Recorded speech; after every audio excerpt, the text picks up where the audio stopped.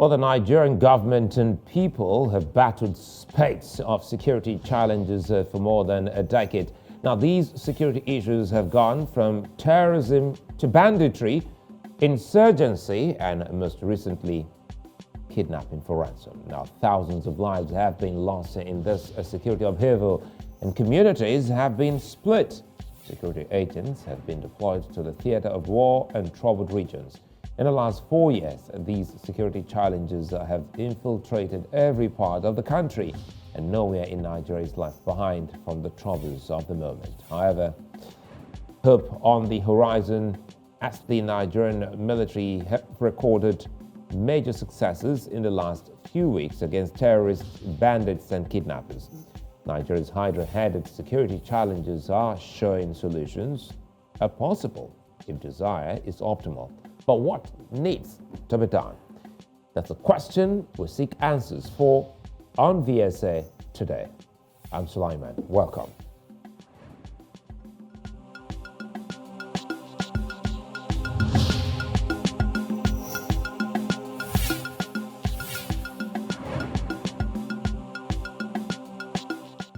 Well, Nigeria's security challenges have lasted for over a decade. A country that has enjoyed a relative peace until 2009, is now gasping for air, with every part of the country today living in the fear of the unseen and even unknown. Security agents are overwhelmed as they labor and fight valiantly at the theater of war. Commanders have been changed time and again, and the sources of these security challenges are enormous. Terrorist sects have risen in Nigeria, but in the last 1 year, they've been hit by the military and have been forced off their settlements. While the war is far from over, solutions look closer than ever. Nigerian troops have recorded successes in the last few months as their morale is helped by this triumph against evil. Now, kidnapping for ransom has, however, remained a pervasive business across Nigeria, with kidnappers sometimes seeking food in return. The point is the solutions are all around. But how far has Nigerian security come, and what's the way forward? Another angle is the veterans of the Nigerian military, who are some of the most resourceful security voices in the country. With experience under their belts, having participated in various ways to the improvement of security in the country, it is important they are involved in the process of improving Nigeria's safety. But before then, their welfare. Kabir Adamu, Security Risk Management and Intelligence Specialist, will be joining me. But first, Ambassador Oamien Okhidievbie, who is the Director of Media Coalition of Concerned Military Veterans, joins me. Well, Roy, good to see you, and thanks for your time as always. But before we dig deep into Nigeria's security issues, let me ask you, Ambassador Roy, how is the interface between veterans and the current military leadership? Well, thank you very much, Sulai. You have always been a friend to the military veterans, and the media has also been a friend to the military veterans, and I have to give it to them. Now, in the last couple of years, we have seen a lot of pressure on the government to institute all of the accredited institutional benefits for veterans. But it's unfortunate that we need to cry out all the time. And at this crucial time where we have veterans at the helm of affairs, at the apex helm of affairs in Nigeria, this is the time that we are crying loudest. And we have done something in January which has pushed the hands of government to review the neglected 24-month arrears. 24-month arrears. And this areas was target info payment in quarterly payment. So many other veterans are losing their lives every day. We attend burial ceremonies, we cry with the families, we hug the wives, we pat the boys. And as I speak to you, there's something called the SDA, Security Debarment Allowance. We have been silent on that, hoping that the government will understand the English of the debarment allowance, because with the current imbroglio that we are now, you have traced it back to 2009. You can imagine the number of people that are left the military officially and unofficially, ceremoniously and unceremoniously, and all of them are cut across the wide and far of Nigeria. And as I speak to you right now, the security debarment allowance is being paid to military personnel that are leaving. It was paid to a catchment of military officers and soldiers that left during the former service chief exit, which they prepared for themselves. So we started to agitate why the exclusion, why the exemption, you know, and just recently we had a meeting with the Honorable Minister of Defense after much pressure, and he was telling us the monies have been approved, but it's going to be staggered into 3 to 5 years. You can imagine 3 to 5 years. And even the news alone is traumatic to so many veterans that are living within enclaves of bandits, veterans that are paying ransom for kidnapping every day. A serving police officer, a DPO that was kidnapped, the family is begging today, and the government have not done anything to rescue the DPO. And you know how many military veterans are in the hands of bandits, criminals. You know, so we are looking at ourselves and saying, pay the security debarment allowance. You are saying you want to pay it for 3 to 5 years.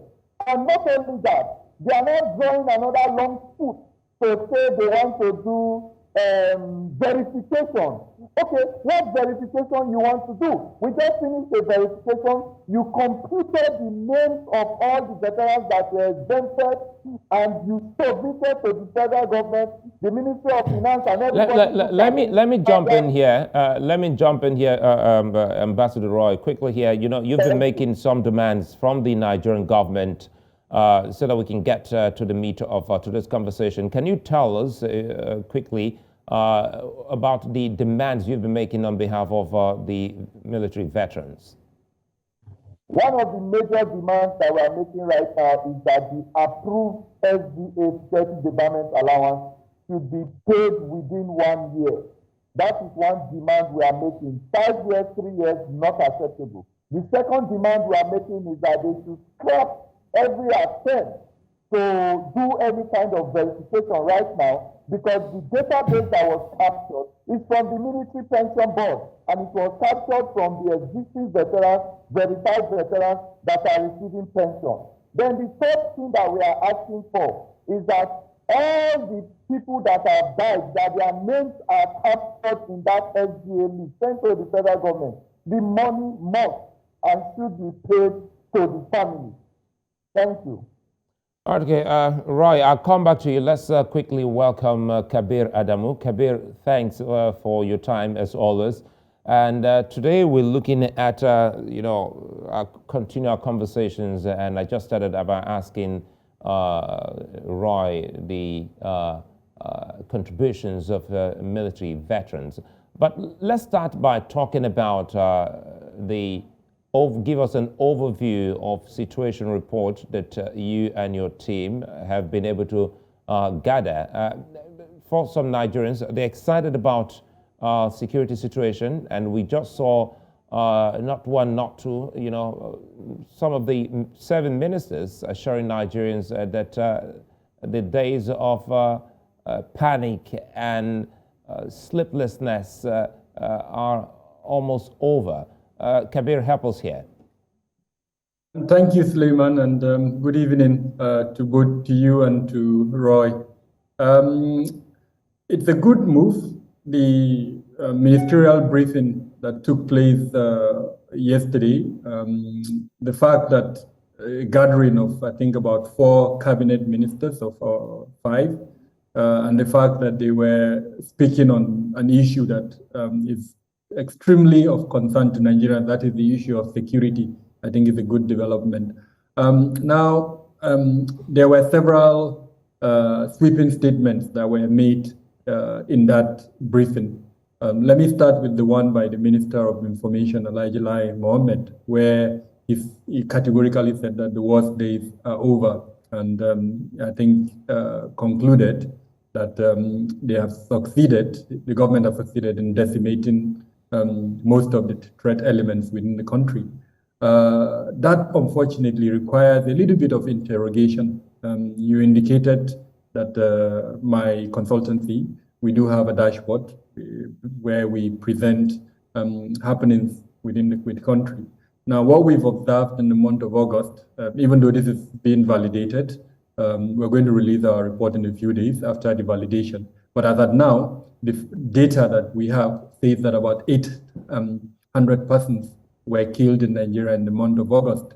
Now, if we do a month-to-month comparison, in July, it was about 570 persons that were killed. Now, if that figure is increasing to 800, I think it's roughly around a 30% increase. And so clearly, if I was a teacher that was marking, I would not give that person, a very good mark. I would tell him to go and sit up so that you reduce that number of 500. From 500, reduce it to probably 1 or 2, or even less than that. And then I would now give him, an A plus and commend him for a good job. So yes, in the month of July, we saw some tremendous effort. Several council meetings were held. 3 national security council meetings were held. And in that security council meeting, the president gave an outright order to the military establishment, saying clearly they should go after the threat elements. And we've seen them going after the threat elements. All these are positive developments. They have gone after them in a manner that we haven't seen in recent past. So we've seen an increase in interdiction exercises, clearance operations. We've seen several terror and bandit leaders being killed. But unfortunately, in spite of all of this effort, Nigerians are being killed. So it is not yet it's not yet time to clap our hands and say we've arrived. No, that progress needs to be sustained so that we wake up in a month and see only probably less than 100 persons being killed. And then yes, we'll say this is progress. But for as long as this high number remains 800, I would continue to interrogate that statement by the Honorable Minister. Now, other ministers have given operational briefings. One of the, I would say, very gladdening operational briefings is the one by the Minister of Defense, where he indicated that platforms, including technical platforms, have been acquired, and that those platforms were helping them. And we're seeing that, like I said, several terror leaders, several bandit leaders have been killed. What I'm hoping to see going forward is an enhanced cooperation or collaboration between the federal and state government. So I'm hoping that in briefings like that, they will talk about that. How do they intend to bring the subnationals towards supporting this national aspiration to reduce security, especially since we are going into politics. Now, unfortunately, most of these issues, the threat elements, are going to be emphasized as we go into the campaign period, because the ruling party would want to use the successes to its advantage, while the opposition party would also want to use the lack of success to their advantage during the campaign. So unfortunately, there will be a political dimension to all of this. And in certain instances, we may even see the weaponization of insecurity and security in an attempt to achieve political objectives. So high-level meetings like that should address that issue, give confidence to Nigerians, provide a rallying point so that every Nigerian is able to key into both the national counter-terrorism as well as the national security strategy. These are the type of things I was hoping to see in that engagement. Okay, Kabir, I'll come back to you. And Roy, let's take off from where Kabir left off, talking about what many Nigerians expect, to have seen or be told by the ministers, and also talking about how some Nigerians can also plug in. Do you think, or is your body, talking about the military veterans, are they also thinking of, apart from the issues you're still having on the plate with the government, is there a conversation of some readiness or willingness from members ready to join in the fight against insecurity in Nigeria? Roy? Okay, thank you very much, and thank you, Kabir, my brother from another mother. Okay, you see, for the first time, for some, let me say, for the past 6 months, I'm going to embrace in totality Beacon analysis. And I'm happy that he said he wants to do some verifications before he releases the report. And I will beg him in advance not to release those successive media shenanigans posted by the military concerning where the Tucano have bombed XYZ place, and you as a pilot, you are declaring that 70 or 80 people, terrorist guys drowned when they were running away. So please do your verification, and the whole world is waiting because we trust in you. We love what you are doing, sir. Now, let me go back to the question. The one about the meetings that have been held. I said those meetings are exercises in futility. If you look at the reasons why you gain success, let's take the NDLEA for an example. When Mawa came on board, you see, he just immediately cut himself off all of the cabal and started to deal professionally. Let's look at the police. There's some fostering steps I saw in the police recently where they started to honor and reward excellence and penalize and give consequences to bad behavior. But in all of this, I ask questions. I said, what is the plan for the recruitment processes?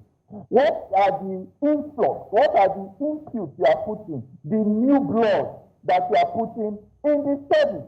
Now, the Police Service Commission and the Office of the IG, they are still in disarray concerning who gives approval for recruitment. Now, what are the training parameters? What are the content of the training? Let's go to the military also. For the military, this seemingly successes you are seeing, I tell you, and I put it to task to Beacon to do their research, it is not going to hold water. Why? There are constitutional approvals for the military to run concurrently in successive handing over and hierarchy. So you cannot just come from somewhere, motivate a few officers, target some few areas, and say you are making successes. As I speak to you in Katsina, its current is on the online. Let them disagree with it. Farmers are going to farm for bandits. As I talk to you, there are communities in Kaduna that the same governor has agreed that have been taken over by bandits. There is a viral information going around on one Twitter, good or bad, that bandits caught a thief and handed the thief over to the community to hand over to the police. Now, if you look at the military failure, you will understand that our territorial integrity does not have integrity. So, in that light, I will disagree that the military is making any successes. Let's come down to the veterans now. Majority of the people in private security practice, majority of them are either ex-military, ex-police, ex-GSS, from one agency or the other.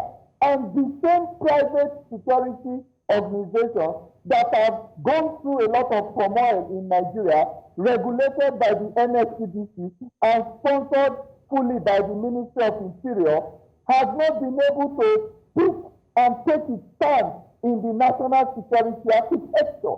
As I speak to you, there are international security bodies that have more weight than the Nigerian homegrown security apparatus. So what can the veterans do when the I think. I think there was a glitch there, Roy, and I didn't quite like that we didn't get what you were saying there. There was a glitch. I don't know if we can take you back. Are you back there, Roy? Well, looks like I lost Roy for a bit there. I'll come to Kabir, and These are some of the key issues he's talked about. And for Roy, he thinks that the military would have been able to get more than enough gains in the fight that we have seen. So far, Kabir, help us here. Let's talk more about the role of intelligence in what the Nigerian military has achieved so far. Yeah, so intelligence is at the center of most, military successes or security operational successes. Intelligence is able to clarify to you what has been mystified, is able to give you advantages in the theater of operations. It's also able to ensure that your mission objectives are achieved. Now, in our own case, we do have a long history of the establishment of intelligence departments within the sector. And in fact, we've had a history where those departments have been enhanced, their capacity and capability enhanced through the review of their mandates, mostly under the military era. So as an example, the former NSO was carved into 3 separate departments, each with specific mandates, one for internal intelligence gathering, the other one for external intelligence gathering, while one for military or defense-related intelligence gathering. All of these are attempts to increase their capacity and capability. But there are also challenges within the sector. I mean, the most profound challenge, unfortunately, is the rivalry and lack of cohesion between the various agencies that are involved in intelligence. Despite the existence of a coordinating body, which is the Office of the National Security Advisor, and a few other bodies within the presidency that have powers to coordinate the activities of this intelligence department, this issue of lack of harmony and coordination has persisted up until now. Now, the reason why I'm bringing that up is where intelligence is a painstaking process. It's a process that requires you to be dedicated. It's a process that requires you to be focused, and it's a process that requires you to have the patience of someone who is cooking nails, or even rocks, for that matter, because you pick pieces of information, you keep those pieces until a picture is formed. Sometimes it will take 10 years, sometimes it will take 20 or even longer than that before that picture is formed eventually. Or I could give the analogy of an onion, where you are peeling the peels of that onion, and gradually what is hidden inside that onion is revealing itself.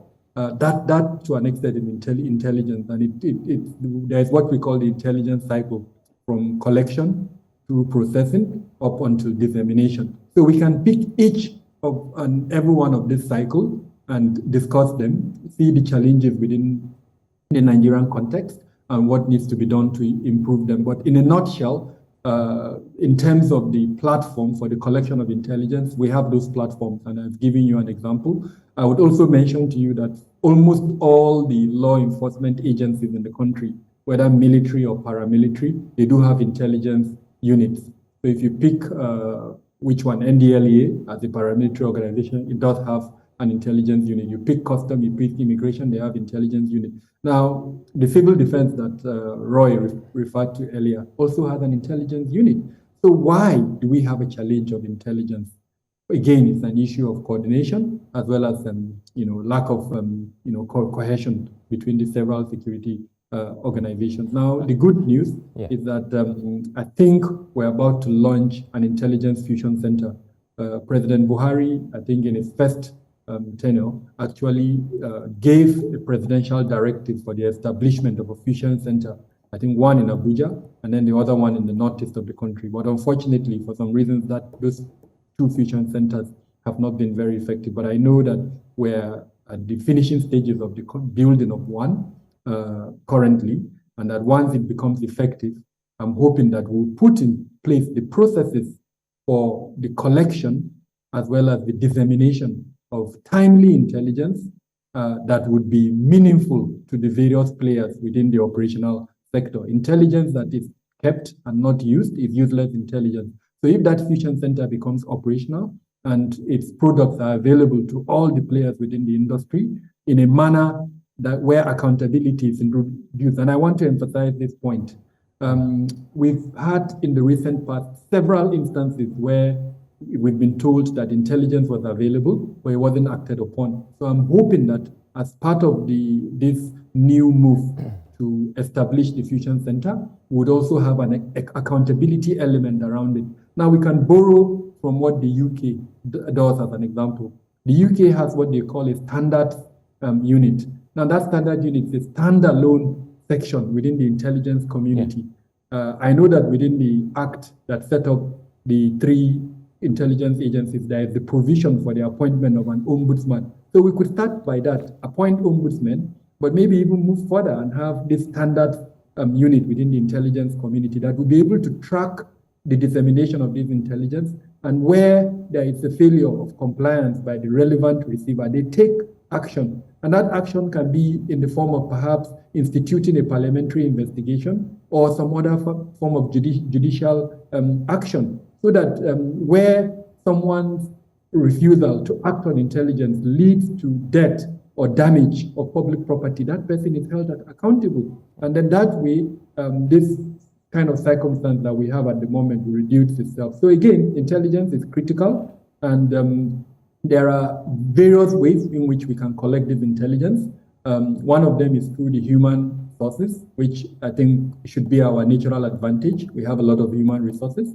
So perhaps the second one. I want you to hold a thought. We'll come back to talk about ways by which we can collect the intelligence, because I wanted Roy to also speak to us about, now you spoke about the Intelligence Fusion Center, which is very key here. And some of the concerns of Nigerians is that trust factor. Roy, help us here. We're looking at how the civilian population can also be a part of this fight. How do you expect the government to go about this, specifically the military civil relations in the fight against banditry and other threats? Okay, thank you very much. Sorry about that glitch, network glitch now. Now, if you look at a model that we have been trying to present to state governors, now I was gradually going into that before the break in transmission. The Nigerian government established something called the Nigerian Legion, and this Nigerian Legion has state chapters. It is supposed to be populated by ex-servicemen, both from the Army, the Navy, and the Air Force. Now, as I speak to you today, 80% of the membership of the Nigerian Legion are civilians. Anywhere you see them, ask them to show you their discharge, military discharge. Now, this became a problem, and the last regime of General Olonipaki, he did about 2 consecutive retreats, and we were trying to onboard the GFN, Veterans Federation of Nigeria, to kind of take over the responsibilities and the proper deployment utilization of the wealth of the military veterans who are cut across every nook and cranny of the country. But that has not also seen the light of day. So I had a model I was talking about. Number one, everybody that joined the Nigerian military was given an opportunity from their state government. So as state governor, call back your military veterans to a round table. Give them a certificate of return. That helps you to know wherever their deployment is in every nook and cranny in your state. If you need the support of the military, it is definitely your indigenous retired military component that can be able to intimidate, coerce, compel, and attract their intention to possibly favorably help the insecurity in the state. If you want to use the police, there are senior commissioners of police retired from your state. They should be in your component, your civilian people component.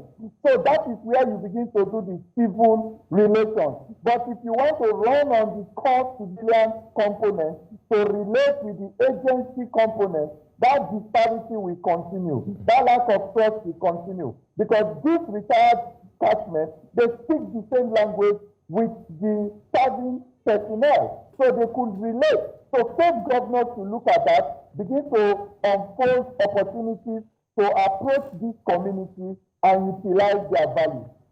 And Kabir, you were going to tell us about ways to collecting intelligence, but again, I want to, before we dovetail into that, take off from where Roy left off.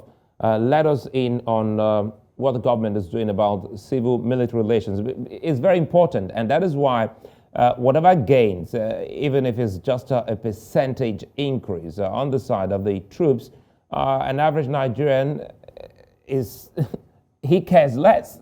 He thinks that, look, it's none of his business. So talking about winning the trust of the people is also key here, Kabir.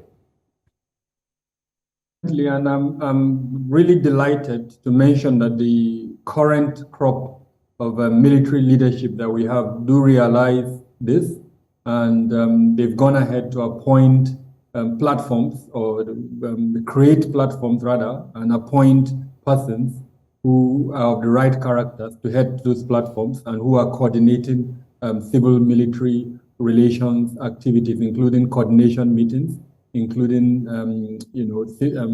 what do you call them, social responsibility projects across the theaters of conflict that we have in the country.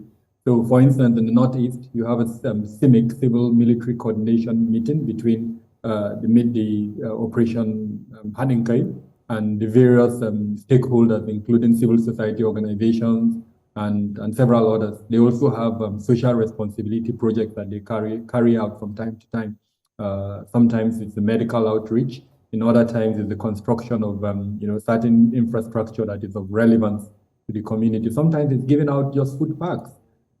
People tend to forget that the military is probably the first humanitarian agency to arrive in any location where there is a conflict. Sometimes when I hear elements within the civil society organizations condemning the military, I think they forget that we're also seeing the military playing roles where they support these civil society organizations to have access to locations where ordinarily they won't be able to have. Now, all of this is helping build a better relationship between the military and the theater of conflict, the residents in those locations. The challenge, however, is the few miscreants within the military that are yet to embrace this new philosophy of military operations. So a good example is what happened in Yobe a few weeks ago, when some renegade soldiers, pardon my use of that term to describe them, but that's what they are, decided to kill an Islamic cleric in an attempt to steal from him. Quite unfortunate. Now, that unfortunately would have depleted a significant portion of the trust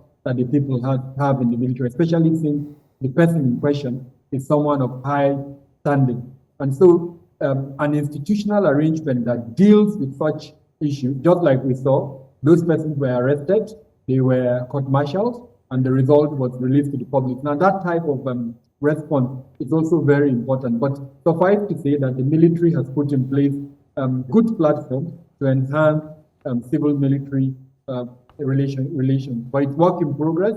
There is still room for improvement to ensure that at the end of the day, we have a very good situation where both the military and the civilians cooperate and with the objective of meeting a single target that we all have. And the attack on the presidential convoy, Roy, was a low point. And so I understand when you started off by saying you don't see any gain. Now, what did that attack suggest about the situation at hand, Roy? When you see depreciation, it is factored into responses and reactions. Now, let us talk about the president's attack, the convoy, from the attack on the Brigade of Guards. You see, even when I was in the military, if you are posted to the Brigade of Guards, you are an elite. Everywhere you go, your regular, your mate, they look at you. Recently, one of my regular is the RSM of Brigade of Guards. And I'm so happy. I hold him in A, because these are the people that hold the cross of our values in the country where our presidency lies, whether it's a civilian president or a military president. So for that to have happened, it shows you that within the adversary, there is no regard at all for our military. And how do you build that regard? Look, beyond what we can say on air, there is so much dilapidation in professionalism, so much dilapidation in military culture and tradition. Growing up in the military, I'm even afraid of the military culture and tradition more than my traditional ethics and regulations, because it is a no-go area, you know. But recently, over the years, it has been dilapidated. The influence of political advantages, the influence of political manipulation. Now we are going to 2023. Some people are just motivating some attachment of military to go and rouse up some ragtag bandits. We have terrorists holding ground in strong areas, raping women, raping girls, taking community levies from the people. Why has the military not gone there? Is it not within the territorial integrity of the country? We should stop all these political media advantages. If you don't take care of the military by statutory allocation, what is the right of a soldier, of an officer, especially in promotion, in his advantages in the economy, in his advantages in medical, his children, what is going to happen to his children if he dies in the front line? If you don't look at all those kinds of things, you are not doing the proper thing that is sustainable. What we are doing is media shenanigans, and it is towards 2023, and it will always blow in our eyes that it will not work. Let me bring in Kabir again. Kabir, you know, the morale of troops is very key here, and that's one of the big worry Roy's just expressed. It's a big question, and we've seen cases where some of them complain. Do you think that our troops are better treated now? Well, there is progress from where we were, but like every other thing we've been discussing, it's work in progress. In addition to what Roy has mentioned, I would also add their protective gear. I mean, I've never been a military man. I've not served, you know, in the battlefield, but I have read and I've studied warfare, and I understand the concept of national security. And one of the things that worries me, that frankly I can't understand, is how, despite the fact that we're in a war situation, in fact with multiple conflicts, our soldiers still move around in the battlefield in soft-skinned vehicles. And then, of course, most times without even the protective gear that is required. You have to break that down, where you say, you know, break it down. So when our soldiers are in the field, they are currently using the normal, you know, van. So I hope I haven't lost Kabir there. If Kabir is still there. Our soldiers are using. In a few instances, you have them using armored vehicles, but these armored vehicles are not enough.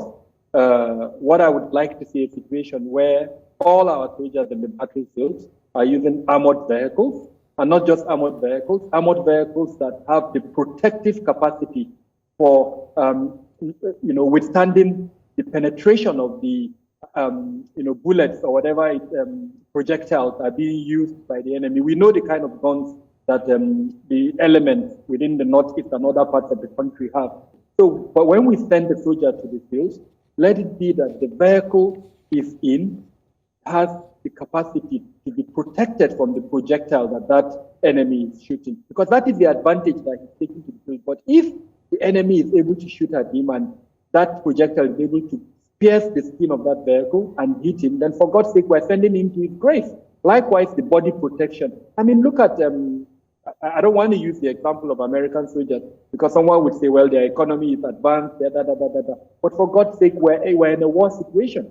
And if we are truthful about the fact that we're in a war situation, then we should give our military the advantages that they need, both in terms of the fighting equipment as well as the protection equipment.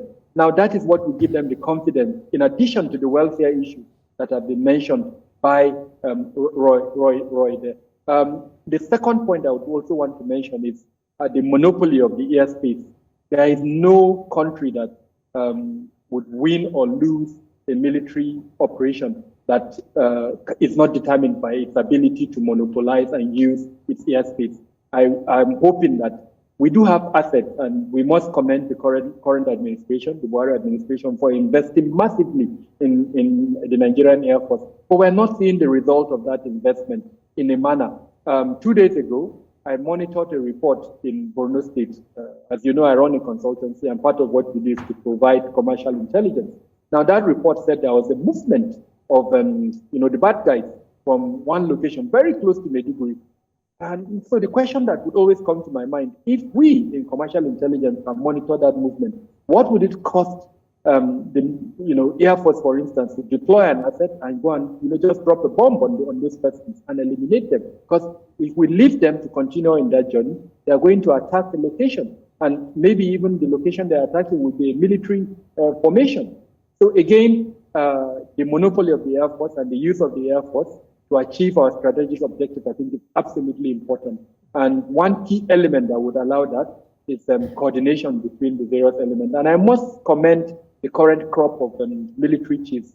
We've seen an improvement in the coordination, especially between the Air Force and the Army, which unfortunately was not as good as it used to be in the past. And Roy, there have been lots of young soldiers recruited into the Army. How significant has this change of energy been in the war against insecurity? I look at the recruitment process. I'm not comfortable with the recruitment process, because you have not been able to upgrade the attraction. What is going to attract the kind of caliber of Nigerians that will wear the military uniform and be excellently motivated? You cannot just be recruiting people and think you are doing them a favor. So the patriotic is appropriate. But in patriotism, there are allocations to motivate your ability and capability, your capacity. So if you go back to the Nigerian Army depot, where soldiers are being trained in Zaria, go and take a look of it, do a survey of it, look at the curriculum, look at the exposure. Now the Army is talking about technology. How many people will be able to operate those technologies we are talking about? So the recruitment process is still faulty, and the attraction is still faulty. You can imagine when you are owing the parents of the children 24 months arrears of minimum wage. And as I speak to you, the 24 months is still being struggled through in chunches. And you want to bring their children to come and serve the same country in the same leadership in a span of 8 and 15 years. So we need to look at that. We need to look at all the other paraphernalia that will create the attraction. What are the rules of engagement, the penalties, and the reward system? So I'm still at a loss to see how that is going to favor the plan and the trajectory of a wonderful security and military deployment. And Kabir, we're getting close to ways by which the military and the Nigerian civil populace can help in the fight. But I remember then we're yet to get some of the ways to collecting intelligence, which you wanted to serve us earlier. Perhaps time for us to talk about that and now look at the ways by which this can actually be improved upon. Kabir. I mean, the two conventional ways, what is called human intelligence and then what is also called technical intelligence. But there are several other types too. So signal as an example, as well as in modern warfare, you could use your satellites for the gathering, especially surveillance purposes, as well as space technology, which to an extent is in the satellite, but there are also several components of that. UAVs too can be used for that purpose to an extent. So all of these are ways of collecting intelligence, but each location would look at its strategic advantage. So for one, due to the dearth of infrastructure in Nigeria, it would not be feasible really to use technical intelligence adequately. So we have to find a hybrid, combining both human and technical intelligence. And I think it's absolutely instructive that the cyberspace also provide a veritable platform for the harvesting of intelligence, both the conventional mainstream web as well as the dark web. We should have that capacity and capability to monitor and understand what is happening, so that we're not taken unawares. Some of these things are planned there, and then before you know, they manifest themselves in our world. So that type of capacity, I think, is also very encouraging in the gathering of intelligence. And that brings me to do... and Kabir, sorry to jump in here. In all of these, how can the ordinary Nigerian plug into such intelligence gathering and onward, passing of such intelligence to the authorities? It's the role of the government to get the buy-in of the average Nigerian. So when policies are formulated and those policies are rolled out, it is at that stage, during the formulation stage, you must try to get the input of the average Nigerian. And it is assumed, and I emphasize on this word, that where we have a representative government, where both at the level of the legislature and to an extent at the level of the executive, you have persons who are representing us. So when policies are being formulated, it is assumed that the input of the average Nigerian has been collected and is reflected in those policies. But unfortunately, that is not necessarily the case. So that one key area of recommendation is to enhance involvement of the average Nigerian in policy formulation, and that means an improvement in our democratic traditions. The will of the people should be reflected in election periods. And of course, we're in a pre-election year. An election is going to happen in 2023. So if that happens, that's the beginning of that process where the average Nigerian will support the government in the provision of intelligence. The second point is the use of advocacy and sensitization platforms. And that brings me to the role of the NOA, National Orientation Agency, and all the various arms of the Ministry of Information. I think we need to shake off the remnants of the military era, where governance is seen from the top to the bottom. The current democratic dispensation demands that governance should be from bottom to up. So when an official speaks to Nigerians in a manner as if it's condescending, that's not acceptable. It does not encourage getting the buy-in of Nigerians. The last point I would want to mention is also introducing and enhancing civic education at all levels of schools. When I did my first degree, we had, I think it was called general education, and a component of civic education was in that aspect. So I'm hoping it still exists in our universities, likewise in our secondary schools, in our primary schools, and possibly even at the nursery level, where every Nigerian is reminded of his civic responsibility, including in the provision of certain components of security and supporting the role of our public security departments. Now, if we do all of this, hopefully, it will enhance the willingness and the desire of the average Nigerian to provide intelligence to the public security department. So still on average Nigerians, on the average Nigerian, especially those who live in the theater of operation, specifically in northern Nigeria, how aware are the citizens, how aware are the people to be able to also, relay some of these, intelligence gathered to the authorities?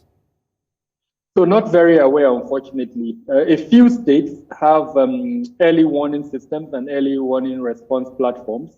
They've organized communities into groups to support these early warning systems and early response provisions within the state level. A good example is Plateau State.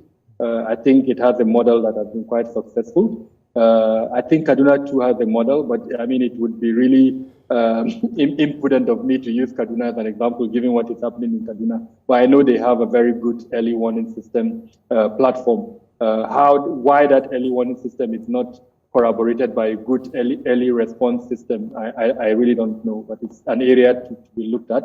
I know a few northwestern states like Katsina has also attempted to establish early warning systems by grouping communities together to support that. So all of this would help raise the awareness of the average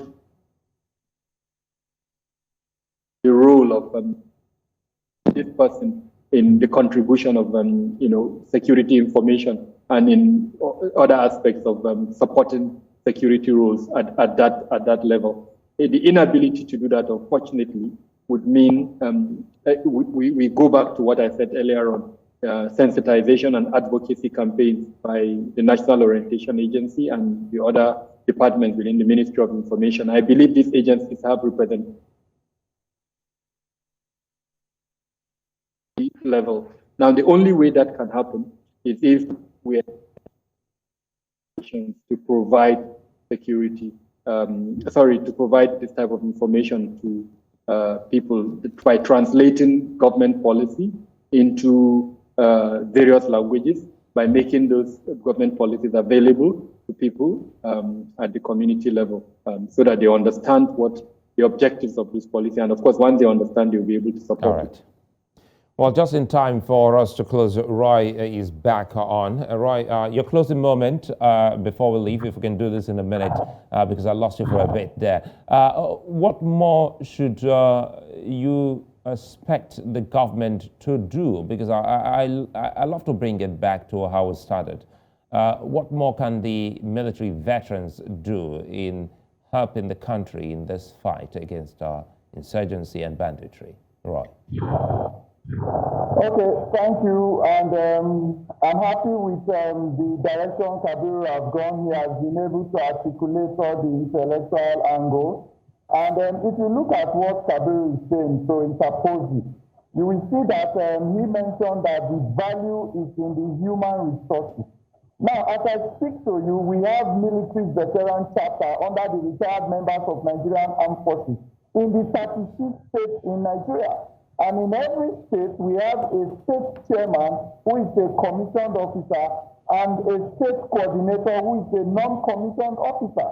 So if you look at that gamut of resources in the issues of generating intelligence and interacting with community and agencies, so you see that you can have all of that in one hand and be able to relate possibly and properly with the military veteran community, to be able to get traction in building trust in the communities. Because so many of us have gone back to our communities, we are holding ground, we are running businesses, we are holding titles, so we are already connected back to the community. So the agencies and the government want to talk to the people, the retired members of Nigerian forces, the police, the DSS, the immigration, they are all a tool for the government to be able to use to gain that traction.